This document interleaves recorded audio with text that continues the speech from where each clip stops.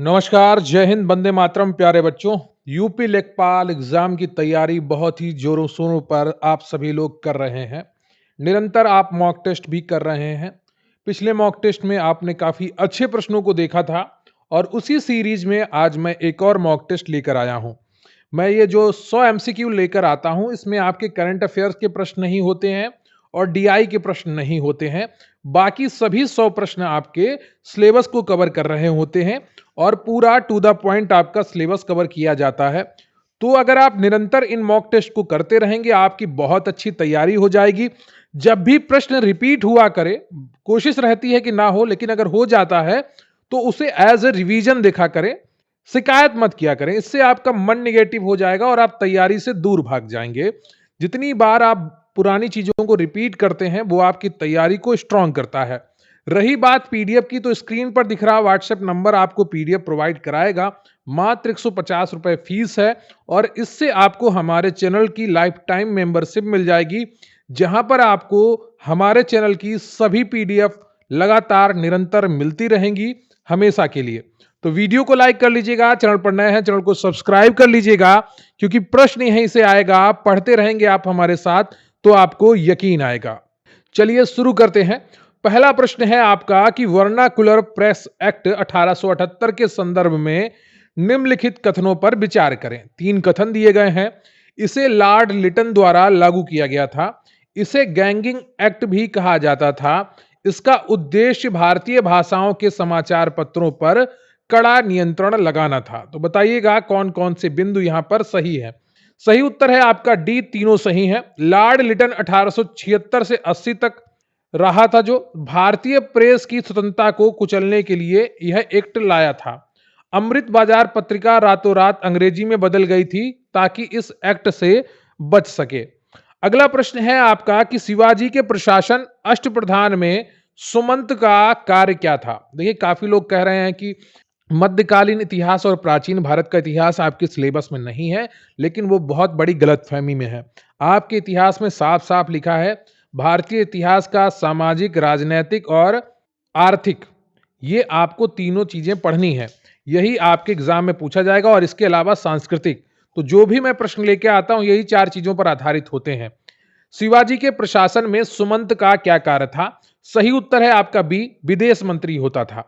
तो ये राजनैतिक हो गया। सुमंत या दबीर का कार्य विदेशी मामलों को देखरेख करना था। अमात्य जो था वो वित्त और राजस्व मंत्री था। सर ए नौबत सेनापति हुआ करता था। अगला प्रश्न है आपका कि सूची 1 को सूची 2 से मिलाना है। सुरकोटदा, लोथल, कालीबंगा, धौलावीरा, घोड़े की अस्थियां, डाकयार्ड, जुते हुए खेत और उन्नत जल प्रबंधन कहां से मिला है।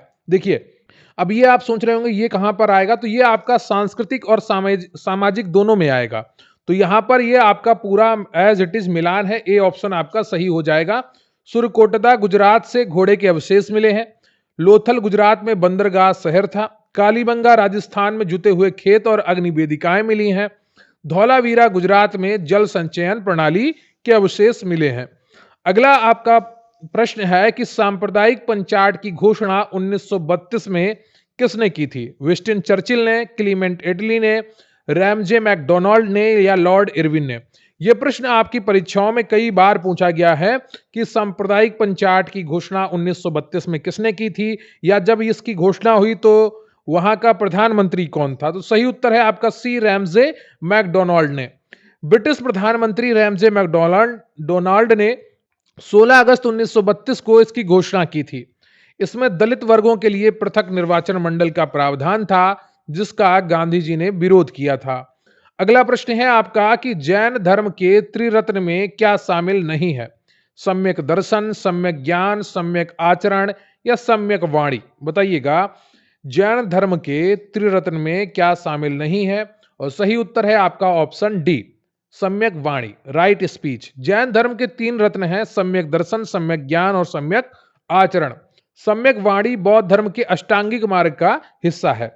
अगला प्रश्न है आपका कि इलवर्ड बिल विवाद किस वायसराय के कार्यकाल में हुआ था। Lord Ripon, Lord Lytton, Lord Dufferin या लॉर्ड कर्जन। 4 ऑप्शन दिए गए हैं, एक सही है और सही उत्तर है आपका ऑप्शन ए, लॉर्ड रिपन। 1883 में लॉर्ड रिपन के समय में यह विवाद हुआ था। यह विधेयक भारतीय न्यायाधीशों को यूरोपीय अपराधियों के मुकदमे सुनने का अधिकार देने के लिए लाया गया था, जिसका अंग्रेजों ने विरोध किया था। अगला प्रश्न है आपका कि संविधान के अनुच्छेद 267 के तहत आकस्मिकता निधि यानी कि कॉन्टीजेंसी फंड किसके नियंत्रण में होता है? संसद, प्रधानमंत्री, राष्ट्रपति या वित्त मंत्री? बताइएगा, संविधान के अनुच्छेद 267 के तहत कॉन्टीजेंसी फंड किसके नियंत्रण में होता है? और सही उत्तर है आपका सी, राष्ट्रपति। आकस्मिकता निधि राष्ट्रपति के निपटान में होती है, यानी कि उनके अधीन होती है। संचित निधि संसद के नियंत्रण में होती है, जो कि अनुच्छेद 266 में वर्णित है। अगला प्रश्न है आपका कि निम्नलिखित में से कौन सी रिट निजी व्यक्ति के विरुद्ध भी जारी की जा सकती है? परमादेश, बंदी प्रत्यक्षीकरण, अधिकार परीक्षा या उत्प्रेषण? सही उत्तर है आपका यहां पर बी, बंदी प्रत्यक्षीकरण। बंदी प्रत्यक्षीकरण एकमात्र ऐसी रिट है जो राज्य और निजी व्यक्ति दोनों के विरुद्ध जारी की जा सकती है। इसका अर्थ है शरीर को प्रस्तुत किया जाए। अगला प्रश्न है आपका कि 73वें संविधान संशोधन अधिनियम की कौन सी विशेषता स्वैच्छिक है, अनिवार्य नहीं? त्रिस्तरीय ढांचा, महिलाओं के लिए 1/3 आरक्षण, 5 वर्ष का निश्चित कार्यकाल, पिछड़े वर्गों को आरक्षण देना? बताइएगा, 73वें संविधान संशोधन अधिनियम की कौन सी विशेषता स्वैच्छिक है, अनिवार्य नहीं? सही उत्तर है आपका यहां पर डी, ओबीसी को आरक्षण देना राज्य विधानमंडल की मर्जी पर निर्भर करता है कि वो कितने प्रतिशत का आरक्षण देगा या नहीं देगा। स्वैच्छिक प्रावधान है। महिलाओं का आरक्षण और नियमित चुनाव अनिवार्य है। अगला प्रश्न है आपका कि केशवानंद भारती बनाम केरल राज्य 1973 मामले का ऐतिहासिक महत्व क्या है?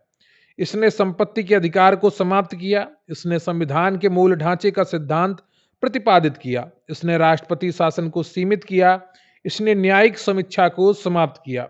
सही उत्तर है आपका बी ऑप्शन, संविधान के मूल ढांचे का जो सिद्धांत है वो प्रतिपादित किया गया किसमें? केशवानंद भारती बनाम केरल राज्य 1973 के मामले में। अगला प्रश्न है आपका कि नियंत्रक एवं महालेखा परीक्षक की रिपोर्ट संसद में कौन रखवाता है? तो सही उत्तर है आपका यहां पर सी ऑप्शन, राष्ट्रपति। अनुच्छेद 151 के अनुसार कैग अपनी रिपोर्ट राष्ट्रपति को सौंपते हैं, जो इसे संसद के दोनों सदनों के पटल पर रखवाते हैं। अगला प्रश्न है आपका कि संविधान के किस भाग को भारत का मैग्ना कार्टा कहा जाता है? बहुत ही आसानी से आप इसका उत्तर समझ पा रहे होंगे, भाग 3 यानी कि मौलिक अधिकार को। अनुच्छेद 12 से 35 तक ये वर्णित है, उसको भारत का मैग्ना कार्टा कहा जाता है।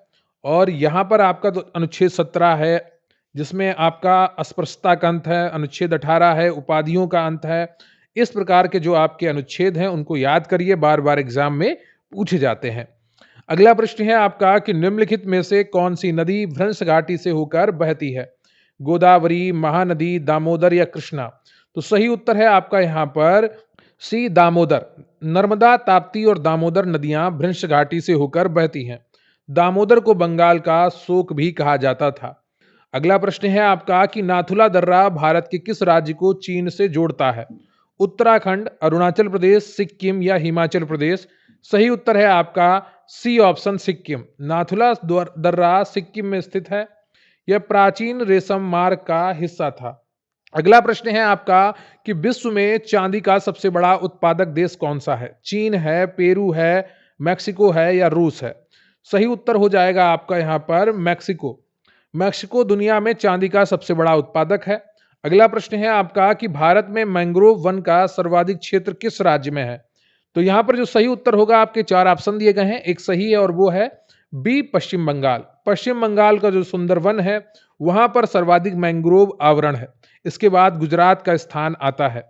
अगला प्रश्न है आपका कि 0 डिग्री देशांतर रेखा निम्नलिखित में से किस देश से होकर नहीं गुजरती है? देखिए, देशांतर और अक्षांश रेखा में अंतर है।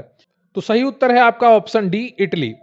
ग्रीनविच रेखा यूके, फ्रांस, स्पेन, अल्जीरिया, माली, बुर्किना फासो, टोगो, घाना और अंटार्कटिका से होकर गुजरती है। यह इटली से होकर नहीं गुजरती है। अगला प्रश्न है आपका कि जायद की फसलों में मुख्य रूप से किसकी खेती की जाती है? गेहूं और सरसों की, धान और मक्का, तरबूज, खरबूजा, ककड़ी, चना और मटर? सही उत्तर है आपका ऑप्शन सी, जायद की फसलें रबी और खरीफ के बीच मार्च से जून उगाई जाती हैं। इसमें पानी की अधिक मात्रा वाली फसलें जैसे तरबूज, ककड़ी, खीरा आती हैं। अगला प्रश्न है आपका कि खुले बाजार की क्रियाएं आरबीआई की किस नीति का हिस्सा है? राजकोषीय नीति, मौद्रिक नीति, व्यापार नीति या श्रम नीति? सही उत्तर है आपका बी ऑप्शन, मौद्रिक नीति। ओएमओ सरकारी प्रतिभूतियों की खरीद बिक्री मौद्रिक नीति का एक उपकरण है जिसका उपयोग तरलता को नियंत्रित करने के लिए किया जाता है। अगला प्रश्न है आपका कि गाडगिल फार्मूला का संबंध किस पंचवर्षीय योजना से था? दूसरी, तीसरी, चौथी या पांचवी? सही उत्तर है आपका सी, चौथी पंचवर्षीय योजना। गाडगिल फार्मूला 1969 का उपयोग चौथी पंचवर्षीय योजना में राज्यों को केंद्रीय सहायता के आवंटन के लिए किया गया था। अगला प्रश्न है आपका कि भारत में गरीबी रेखा के निर्धारण के लिए डीटी लकड़वाड़ा समिति का गठन कब किया गया था? तो सही उत्तर है आपका यहां पर ऑप्शन ए, 1989 में गठित हुई थी और 1993 में इन्होंने अपनी रिपोर्ट दी थी। इसने प्रत्येक राज्य के लिए अलग अलग गरीबी रेखा का सुझाव दिया था। ये सही भी है। हर राज्य की सीमाएं अलग हैं, हर राज्य की भौगोलिक परिस्थितियां अलग हैं, हर राज्य की औद्योगिक स्थिति अलग है, लोगों की समझ अलग है, तो उसी के अनुसार वहां पर कार्य होना चाहिए। प्रधानमंत्री सुरक्षा बीमा योजना पीएमएसबीवाई के तहत दुर्घटना मृत्यु पर कितनी बीमा राशि मिलती है? सही उत्तर है आपका यहां पर ऑप्शन बी, 2 लाख रुपए।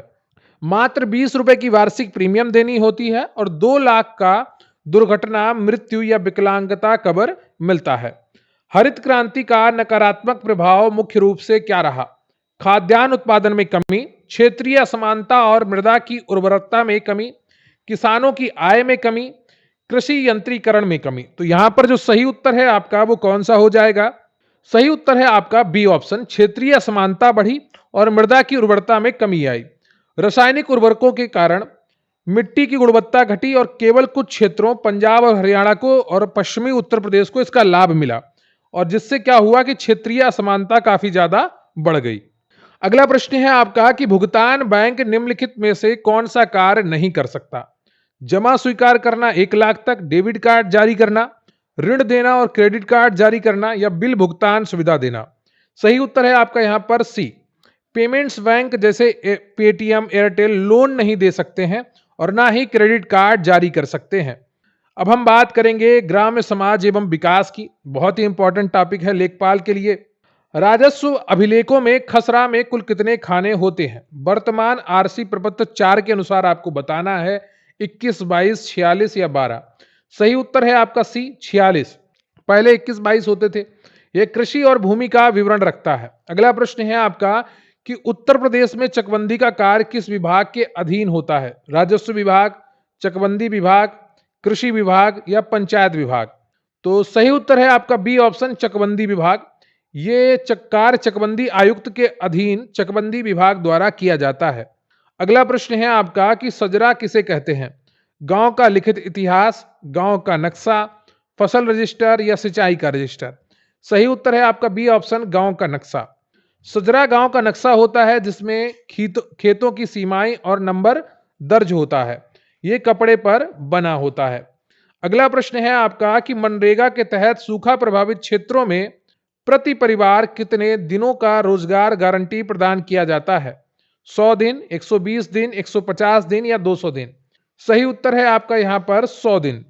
लेकिन सूखा प्रभावित या जनजातीय क्षेत्रों में इसे बढ़ाकर 150 दिन किया जा सकता है। वर्तमान में यह योजना समाप्त कर दी गई है और इसके स्थान पर बीवीजी रामजी योजना लाई गई है जिसमें 125 दिन रोजगार देने की बात कही गई है। अगला प्रश्न है आपका कि गोकुल ग्राम योजना का संबंध किस राज्य से है जिसने इसे सबसे पहले लागू किया? उत्तर प्रदेश, गुजरात, मध्य प्रदेश और राजस्थान? सही उत्तर है आपका यहां पर बी, यह गुजरात सरकार की योजना है जिसका उद्देश्य गांवों का सर्वांगीण विकास और दुग्ध उत्पादन बढ़ाना है। अगला प्रश्न है आपका कि सुजल धारा योजना 2002 का मुख्य उद्देश्य क्या था? नहरों की सफाई, ग्रामीण क्षेत्रों में पेयजल आपूर्ति, समुदाय आधारित वर्षा जल संचयन या सीवेज ट्रीटमेंट? सही उत्तर है आपका बी ऑप्शन। सुजल धारा योजना का उद्देश्य पंचायतों और समुदायों को सशक्त बनाकर ग्रामीण पेयजल समस्या का समाधान करना था। और ये सोचिए 2002 में ये कल्पना की गई थी, 2022 में जाकर गांवों में पानी की टंकियां बन पाई, सबको घर के सामने एक एक नल टोटी लग पाई, जिससे सबके लिए पानी की व्यवस्था हो पाई। क- देश इतना बड़ा है कि एक कल्पना 2002 में होती है और 20 साल बाद पूरी हो पाती है। कई सरकारों को लगना पड़ा, बहुत सारी योजनाएं बनी, बहुत सारे काम किए गए, तब जाकर हर गांव में नल की पानी की टंकी बन पाई और सबके घर के सामने पाइपलाइन से जल पहुंचाया जा सका। अगला प्रश्न है आपका कि उत्तर प्रदेश में तहसील दिवस का नाम बदलकर अब क्या कर दिया गया है? आप सभी परिचित हैं, संपूर्ण समाधान दिवस माह के प्रथम और तृतीय शनिवार को आयोजित होता है। अगला जो इंपॉर्टेंट है आपका, वो है राष्ट्रीय बंजर भूमि विकास बोर्ड एनडब्ल्यूडीबी की स्थापना किस वर्ष की गई थी? देखिए इंपॉर्टेंट प्रश्न है, आपने बहुत कम पढ़ा होगा इसके बारे में या पढ़ा ही नहीं, कमेंट बॉक्स में बताइएगा। राष्ट्रीय बंजर भूमि विकास बोर्ड की स्थापना किस वर्ष की गई थी? सही उत्तर है आपका भी 1985 में। बंजर भूमि को उपजाऊ बनाने और वनीकरण के लिए 1985 में एनडब्ल्यूडीबी की स्थापना की गई थी। दीनदयाल उपाध्याय ग्राम ज्योति योजना डीडीयूजी जेवाई ने किस पुरानी योजना का स्थान लिया है? कुटीर ज्योति योजना, राजीव गांधी ग्रामीण विद्युतीकरण योजना, सौभाग्य योजना या भारत निर्माण? सही उत्तर है आपका यहां पर बी ऑप्शन, डीडीयूजी जेवाई 2014 ने आरजीजीवीवाई को समाहित कर लिया है। उद्देश्य है 24x7 ग्रामीण बिजली आपूर्ति करना। अगला प्रश्न है आपका कि समस्थानिक वे परमाणु होते हैं जिनमें परमाणु भार समान, परमाणु क्रमांक भिन्न, परमाणु क्रमांक समान, परमाणु भार यानी कि द्रव्यमान भिन्न, न्यूट्रॉन समान, प्रोटॉन भिन्न, प्रोटॉन और न्यूट्रॉन दोनों समान। साइंस पर आधारित प्रश्न है और सही उत्तर है आपका ऑप्शन बी। आइसोटोप्स या समस्थानिक में प्रोटॉन यानी कि परमाणु क्रमांक समान होते हैं, लेकिन न्यूट्रॉन की संख्या अलग होने से द्रव्यमान भार भिन्न होता है। उदाहरण कार्बन 12 है और कार्बन 14 है। ये क्या है? ये आइसोटोप्स हैं, समस्थानिक है। अगला प्रश्न है आपका कि आदित्य L1 मिशन में L1 का क्या अर्थ है? लेवल 1 ऑर्बिट या लैंग्रेज विंद 1 या लूनार 1 या लॉन्च 1? सही उत्तर है आपका यहां पर B option, Lagrange Vind 1। L1 का अर्थ है लैंग्रेज पॉइंट 1।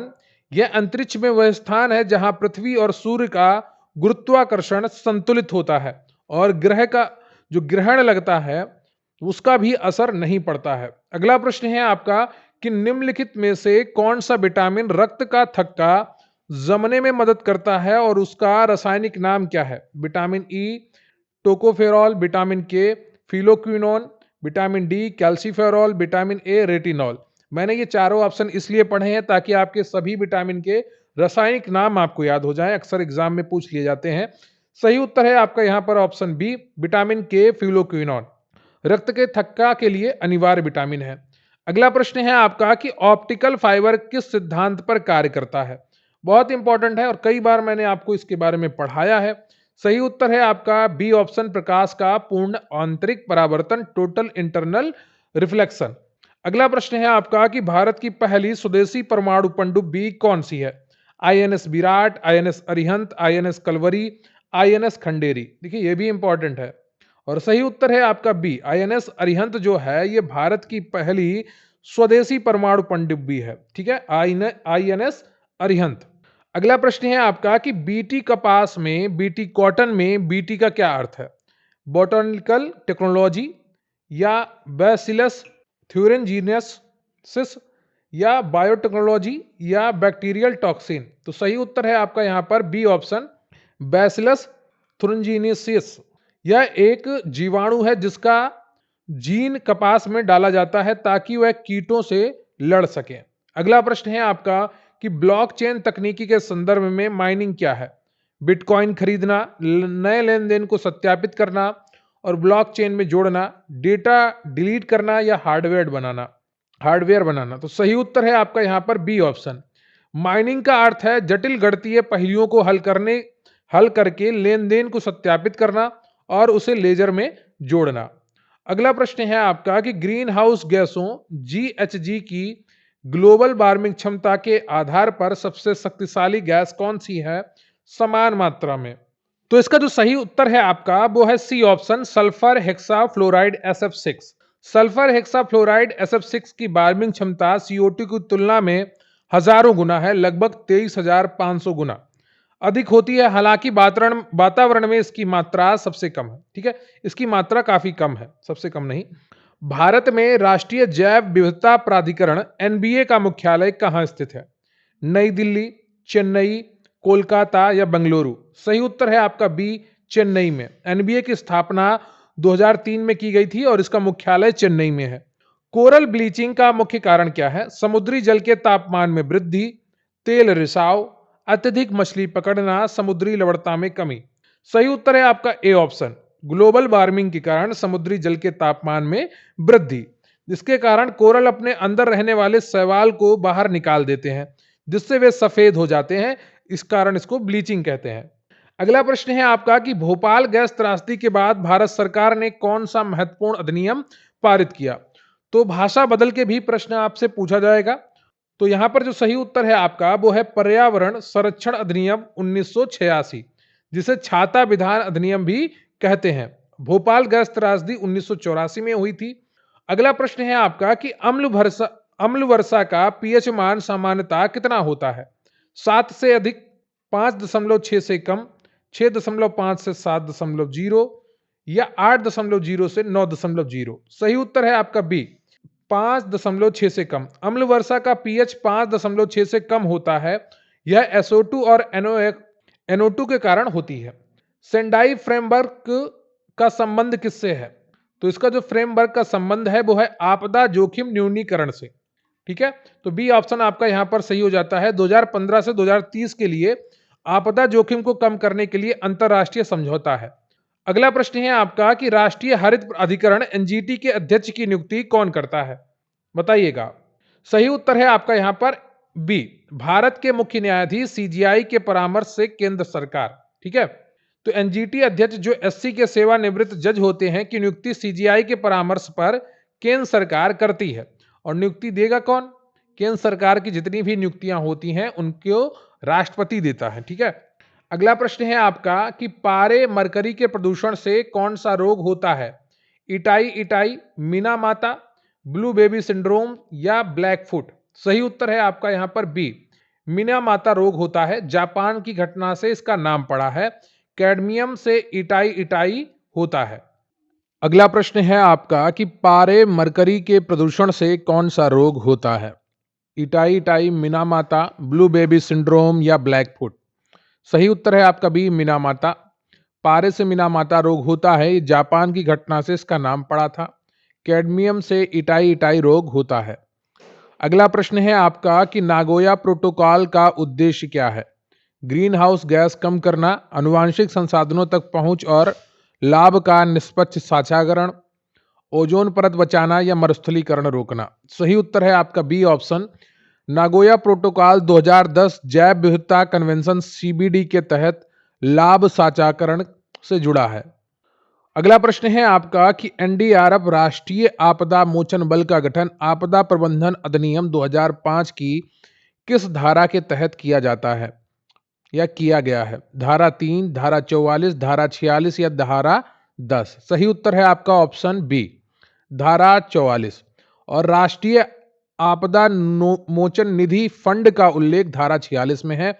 आप लोग कंफ्यूज मत होइए, 44 में फोर्स का गठन है और 46 में फंड का गठन है, तो दोनों का शॉर्ट फॉर्म एक जैसा हो जाता है, तो आप लोग कंफ्यूज हो जाते हैं। अगला प्रश्न है आपका कि फ्लाई ऐश का उपयोग अब किसमें अनिवार्य कर दिया गया है? सही उत्तर है आपका कि थर्मल प्लांट के आसपास जो फ्लाई ऐश का प्रदूषण इकट्ठा होता है उसको एकत्रित करके ईंट और सीमेंट निर्माण में अनिवार्य कर दिया गया है। पर्यावरण मंत्रालय ने थर्मल पावर प्लांट के आसपास ईंट और निर्माण कार्यों में फ्लाई ऐश का उपयोग अनिवार्य किया है। अगला प्रश्न है आपका कि पारिस्थितिकी पिरामिड का विचार सबसे पहले किसने दिया था? A.G. Tansley, Charles Elton, Ernest Haeckel या ओडम ने? सही उत्तर है आपका यहाँ पर पारिस्थितिकी पिरामिड का विचार सबसे पहले चार्ल्स एल्टन ने दिया था 1927 में। अगला प्रश्न है आपका कि अर्धशासकीय पत्र में उत्तम पुरुष मैं हम का प्रयोग वर्जित है, किया जाता है मैत्रीपूर्ण भाषा में, केवल कनिष्ठ अधिकारियों के लिए होता है, कभी नहीं होता। सही उत्तर है आपका बी, किया जाता है मैत्रीपूर्ण भाषा में, अर्धशासकीय पत्र में, शासकीय पत्र में नहीं होता है। डीओ पत्र व्यक्तिगत शैली में लिखा जाता है, इसलिए इसमें मैं उत्तम पुरुष का उपयोग होता है और भाषा अनौपचारिक मैत्रीपूर्ण होती है। अगला प्रश्न है आपका कि मनस्ताप का सही संधि विच्छेद क्या है? मन धनताप, मनः धनताप, मनस धनताप, मनोधनताप। सही उत्तर है आपका बी ऑप्शन, मनाधनताप। यहां पर विसर्ग संधि है। नियम विसर्ग के बाद ता हो तो विसर्ग सा में बदल जाती है। अगला प्रश्न है आपका कि दशानन में कौन सा समास है? बहुत ही आसान उत्तर है, कई बार आप प्रश्न पढ़ चुके होंगे और सही उत्तर है आपका यहां पर बहुब्री। सी ऑप्शन आपका सही हो जाएगा। 10 है आनन मुख जिसके, आनन अर्थात मुख, रावण तीसरा अर्थ निकलता है, इसलिए बहुब्रीय समास है। संख्या होने पर भी यदि विशेष अर्थ हो तो बहुब्रीय समास होता है। अगला प्रश्न है आपका कि उपत्यका का विलोम शब्द क्या होगा? घाटी, अधित्यका, पर्वत, विसर्जन। बताइएगा उपत्यका का विलोम शब्द क्या होगा? तो बी ऑप्शन आपका सही है, अधित्यका। उपत्यका पर्वत के नीचे की भूमि का विलोम, अधित्यका पर्वत के ऊपर की समतल भूमि होती है। क्या? पर्वत के ऊपर की समतल भूमि क्या कहलाती है? अधित्यका। अगला प्रश्न है आपका कि बर्तनी की दृष्टि से शुद्ध शब्द कौन सा है? रचयिता, रचयिता, रचयिता या रचेता। बताइएगा बर्तनी की दृष्टि से शुद्ध शब्द कौन सा है? सही उत्तर है आपका ए, रचयिता। कवियत्री की तरह यह सही होगा। अगला प्रश्न है आपका कि जंगल में लगने वाली आग के लिए एक शब्द क्या है? जठरानल, बड़वानल या दावानल या कामानल। क्या होगा आपका उत्तर? सी होगा, दावानल। जंगल की आग दावानल होती है, पेट की आग जठरानल होती है और समुद्र की आग बड़वानल होती है। ठीक है, ये ध्यान रखिएगा। अगला प्रश्न है आपका कि घोड़ा का पर्यायवाची शब्द नहीं है, बाजी, तुरंग, है या कटक। सही उत्तर है आपका यहां पर डी, कटक। कटक का अर्थ सेना होता है। बाजी, तुरंग, है, घोटक ये घोड़े के पर्यायवाची हैं। अगला प्रश्न है आपका कि मुहावरा गागर में सागर भरना का सही अर्थ क्या है? बहुत बोलना, थोड़े शब्दों में बहुत कुछ कहना, असंभव कार्य करना, छोटे बर्तन में पानी भरना। सही उत्तर है आपका थोड़े शब्दों में बहुत कुछ कहना, बी ऑप्शन।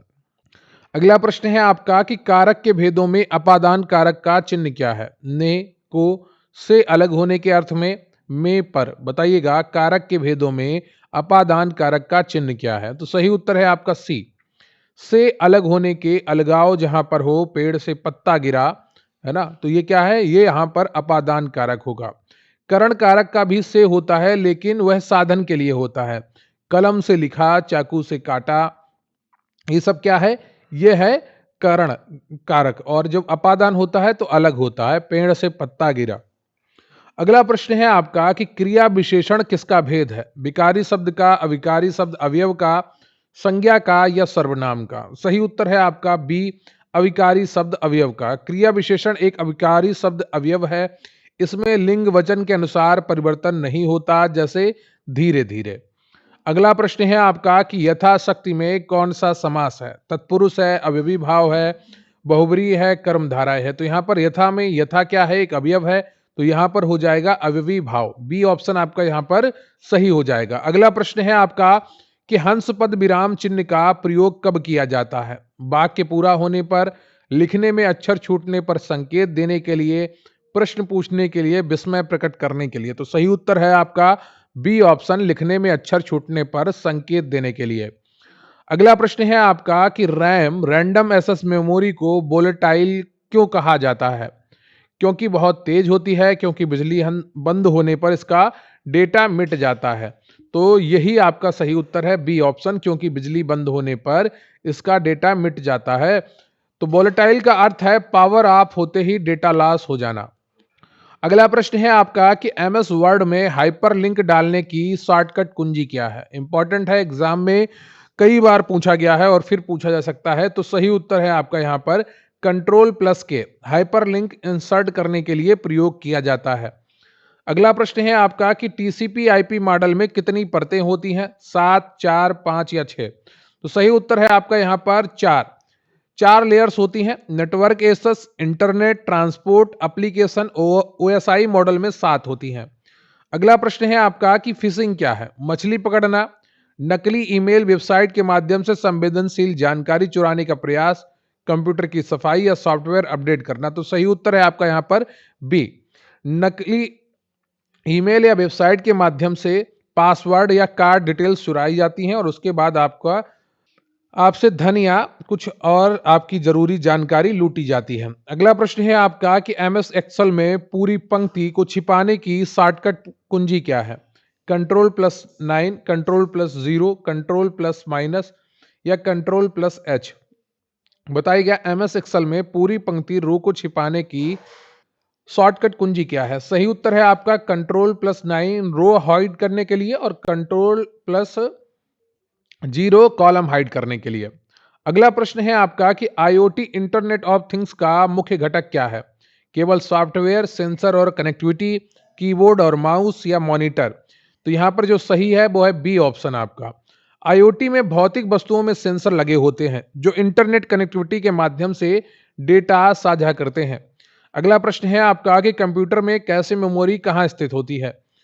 तो इसका सही उत्तर है आपका बी ऑप्शन। सीपीयू और मुख्य मेमोरी के बीच में बफर के रूप में काम करती है ताकि प्रोसेसिंग की स्पीड बढ़ सके। तो कैश मेमोरी जिसको कहते हैं। अगला प्रश्न है आपका कि यूनिक्स किस प्रकार का ऑपरेटिंग सिस्टम है? सिंगल यूजर है, मल्टी यूजर और मल्टीटास्किंग है, केवल बैच प्रोसेसिंग है या रियल टाइम है? तो सही उत्तर ये आपका कौन सा होगा? सही उत्तर है आपका बी, मल्टी यूजर और मल्टीटास्किंग ओएस है। कौन सा? यूनिक्स। अगला प्रश्न है आपका कि अस्काई या आस्की का पूर्ण रूप क्या है? ये एक प्रकार के कोड होते हैं और यहां पर जो सही उत्तर है आपका वो है A option, American standard code for information interchange. Important है, बार बार एग्जाम में पूछा गया है। यह टेक्स्ट एनकोडिंग का मानक है। कम शब्दों में ज्यादा से ज्यादा बात कहने के लिए अस्काई कोड का प्रयोग किया जाता है। अगला प्रश्न है आपका कि फायरवॉल का उपयोग किसे रोकने के लिए किया जाता है? इंपॉर्टेंट है और सही उत्तर है आपका बी ऑप्शन, अनाधिकृत पहुंच यानी कि अनऑथराइज्ड एक्सेस। अगला प्रश्न है आपका कि यूआरएल में http कॉलन और आपका ये बैक स्लैश क्या दर्शाता है? डोमेन नेम, प्रोटोकॉल, पथ या सर्वर? सही उत्तर है आपका B, hypertext transfer protocol एक प्रोटोकॉल है जो दर्शाता है और यह इसके स्थान पर अब ज्यादातर HTTPS का प्रयोग होता है। Hyper text transfer protocol secure, ठीक है। उससे क्या होता है? वेबसाइट आपकी सिक्योर रहती है, डेटा चोरी होने का खतरा नहीं रहता है।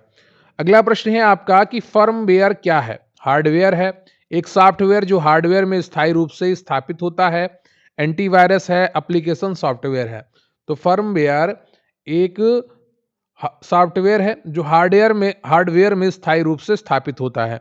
जब आप कीबोर्ड का प्रयोग करते हैं, जब आप प्रिंटर का उपयोग करते हैं, जब आप माउस का उपयोग करते हैं, तो हर हार्डवेयर की एक फर्मवेयर होती है जिससे जो बायोस है कंप्यूटर का वो समझ पाता है कि इस हार्डवेयर को कैसे कंट्रोल करना है, इस पर कैसे काम करना है। अगला प्रश्न है आपका कि बिटकॉइन के आविष्कारक के रूप में किसे जाना जाता है? Elon Musk, Satoshi Nakamoto, Bill Gates या वितालिक बुटेरिन को? सही उत्तर है आपका यहाँ पर बी, सातोशी नाकामोतो को। 2009 में बिटकॉइन बनाया था। ये एक अज्ञात नाम है, सही नाम किसी को नहीं पता है। अगला प्रश्न है आपका एसक्यूएल का उपयोग किसके लिए किया जाता है? एक नया प्रश्न है आपके लिए। वेब पेज बनाने के लिए, डेटाबेस के प्रबंधन और क्वेरी के लिए, फोटो एडिट करने के लिए, ओएस बनाने के लिए? सही उत्तर है आपका बी, डेटाबेस के प्रबंधन और क्वेरी के लिए किया जाता है। इसका फुल फॉर्म होता है स्ट्रक्चर्ड क्यूरी लैंग्वेज, जो डेटाबेस डीबीएमएस पर बात करने के लिए प्रयोग होती है। अगला प्रश्न है आपका कि ब्लूटूथ किस प्रकार के नेटवर्क का उदाहरण है? तो ये पैन एरिया नेटवर्क यानी कि पर्सनल एरिया नेटवर्क का उदाहरण है, पैन का। सी ऑप्शन आपका सही हो जाएगा। अगला प्रश्न है आपका कि कंप्यूटर में स्पैम किसे कहते हैं? महत्वपूर्ण ईमेल को, अवांछित कमर्शियल ईमेल को, ड्राफ्ट को या वायरस फाइल को। सही उत्तर है आपका बी, अनचाहे जंक मेल को स्पैम कहते हैं। अगला प्रश्न है आपका यूपी जीके पर आधारित, उत्तर प्रदेश के किस जिले में मेंथा ऑयल का सर्वाधिक उत्पादन होता है? बाराबंकी और बदायूं, वाराणसी, झांसी या गोरखपुर। सही उत्तर है आपका ए, बाराबंकी और बदायूं में भारत के 90% मेंथा ऑयल का जो उत्पादन है वो यूपी में होता है, जिसमें बाराबंकी, बदायूं और रामपुर अग्रणी है। अगला प्रश्न है आपका कि बुक्सा जनजाति उत्तर प्रदेश के किस जिले में निवास करती है? सोनभद्र, बिजनौर, लखीमपुर खीरी या ललितपुर। सही उत्तर है आपका यहाँ पर बी, बिजनौर में। भोक्सा जनजाति मुख्य रूप से बिजनौर जिले में पाई जाती है। अगला प्रश्न है आपका कि उत्तर प्रदेश में भातखंडे संगीत संस्थान की स्थापना किस वर्ष हुई थी? बताइएगा, 1926, 1960, 1975 या 1950। सही उत्तर है आपका यहाँ पर ए, 1926 में मैरिस कॉलेज ऑफ म्यूजिक के नाम पर हुई थी। 2022 में इसे राज्य संस्कृति विश्वविद्यालय का दर्जा मिला। अब हम बात करेंगे एक सूची की, जिसको आपको मिलान करना है। एक तरफ ओडीओपी दिया गया है, दूसरी तरफ जिला नाम दिया गया है।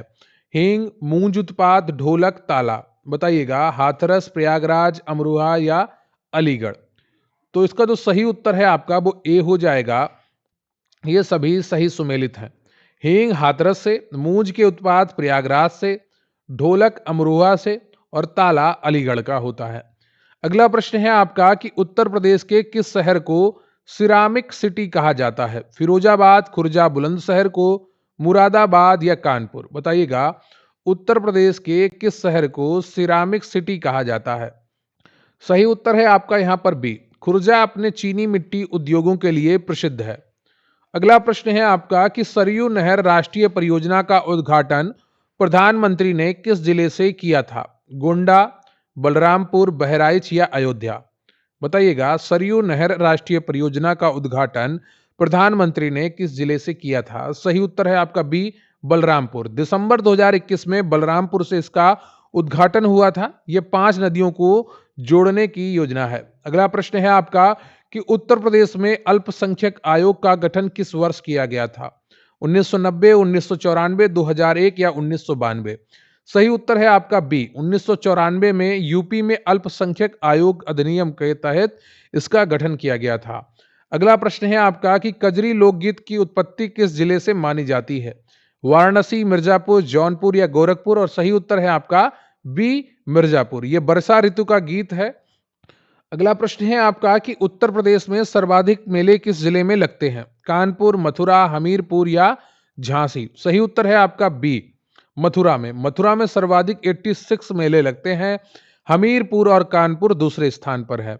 अगला प्रश्न है आपका कि भीतर गांव का ईंटों वाला मंदिर जो गुप्तकालीन है किस जिले में बना है? तो सही उत्तर है आपका यहाँ पर बी, कानपुर।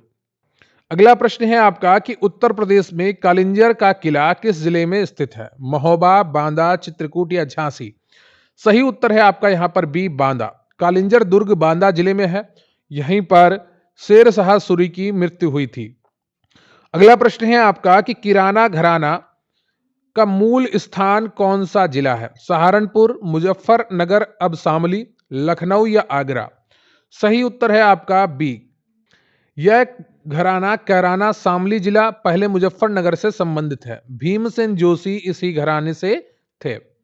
अगला प्रश्न है आपका कि उत्तर प्रदेश के बजट 2024-25 में महाकुंभ 2025 के लिए कितनी राशि आवंटित की गई थी? सही उत्तर है आपका यहाँ पर बी, 2500 करोड़। अगला प्रश्न है आपका कि सुरहा ताल पक्षी विहार जयप्रकाश नारायण पक्षी विहार कहाँ स्थित है? बलिया, आजमगढ़, हरदोई, प्रतापगढ़। सही उत्तर आपको पता है ए, बलिया है। केंद्रीय बकरी अनुसंधान संस्थान CIRG उत्तर प्रदेश में कहां स्थित है? तो सही उत्तर है आपका बी, मखदुम, मथुरा में। अगला प्रश्न है आपका कि उत्तर प्रदेश में नॉलेज पार्क कहां स्थापित होगा? लखनऊ, ग्रेटर नोएडा, कानपुर या वाराणसी। सही उत्तर है आपका ऑप्शन बी, ग्रेटर नोएडा में स्थापित होगा। अगला प्रश्न है आपका कि रानी लक्ष्मीबाई बांध किस नदी पर बना है? केन, बेतवा, चंबल या रिहंद। सही उत्तर है आपका बी, बेतवा नदी पर ललितपुर झांसी में यह स्थित है। इसे राजघाट बांध भी कहते हैं। अगला प्रश्न है आपका कि 1857 की क्रांति में कानपुर का नेतृत्व किसने किया था? सही उत्तर है आपका नाना साहब धोंदू पंत ने। बी ऑप्शन आपका यहां पर सही हो जाएगा, तात्या टोपे उनके सेनापति थे। अगला प्रश्न है आपका कि उत्तर प्रदेश का कौन सा जिला कालीन उद्योग के लिए विश्व प्रसिद्ध है? भदोही, मिर्जापुर, सोनभद्र, चंदौली। और सही उत्तर है आपका यहां पर ए भदोही। भदोही संत रविदास नगर को कालीन नगरी कहा जाता है। अगला प्रश्न है आपका कि बुंदेलखंड एक्सप्रेसवे की कुल लंबाई लगभग कितनी है? 340, 296, 302 या 250। सही उत्तर है आपका यहां पर बी ऑप्शन 296 किलोमीटर। यह चित्रकूट से इटावा तक बना हुआ है। तो ये रहे आपके 100 महत्वपूर्ण प्रश्न और आज मेरा प्रयास था कि कुछ महत्वपूर्ण विगत प्रश्नों को भी आपको रिवाइज कराया जाए, तो उन प्रश्नों को भी लाया गया जो अच्छे प्रश्न हैं, बार बार एग्जाम में पूछे गए हैं। वीडियो को लाइक कर लीजिएगा, चैनल पर नए हैं चैनल को सब्सक्राइब कर लीजिएगा, कमेंट करके बताइएगा कि आपको हमारा ये वीडियो कैसा लगा, हमारा ये सेशन कैसा लगा। देखिए प्रयास रहता है आपके लिए अच्छे से अच्छे प्रश्नों को लाया जाए और कुछ प्रश्नों का आपको रिवीजन भी कराया जाए। बगैर रिवीजन के सफलता हाथ नहीं लगती है। तैयारी तो बहुत लोग शुरू करते हैं लेकिन जो रिवीजन चाहिए वो नहीं कर पाते हैं। तो निरंतर रिवीजन बनाकर रखिए और अपनी तैयारी को कभी भी कम मत होने दीजिए। लगे कि ये आता है फिर भी उसको पढ़ना है, लगे कि ये पढ़ चुके हैं फिर भी उसको पढ़ना है। यही आपको जो बोर होने की कला है ना, यही आपको सफलता दिलाती है। देखिए रही बात पीडीएफ की, अगर आपको पीडीएफ चाहिए तो स्क्रीन पर दिख रहा व्हाट्सएप नंबर आपको वो पीडीएफ प्राप्त करवाएगा। हमारे चैनल की सभी पीडीएफ आपको एक बार की सदस्यता में मात्र 150 रुपए में लाइफ टाइम मिलेंगी। इसके अलावा आपको कोई भी पेमेंट किसी भी एग्जाम के लिए नहीं करना होगा। मात्र एक बार आप 150 रुपए देंगे और आपको लाइफ टाइम सारी पीडीएफ, सारा मॉक टेस्ट की पीडीएफ और कंटेंट आप हमारे चैनल पर देख ही रहे हैं कितना अच्छा आपको मिलता है। आप लोग डेमो मांगते हैं तो जो आपको ये पीडीएफ दिखती है स्क्रीन पर, यही कंटेंट आपको हूबहू मिलता है, इसी क्वालिटी का, कोई समझौता नहीं, किसी दूसरे प्रकार का कंटेंट नहीं। तो इसी क्वालिटी में आपको कंटेंट दिया जाता है। तो जरूर लीजिए, जुड़िए और अच्छी तैयारी करिए। इधर उधर भटकने से कोई फायदा नहीं है। मिलेंगे फिर किसी अन्य वीडियो में, तब तक के लिए जय हिंद, जय भारत।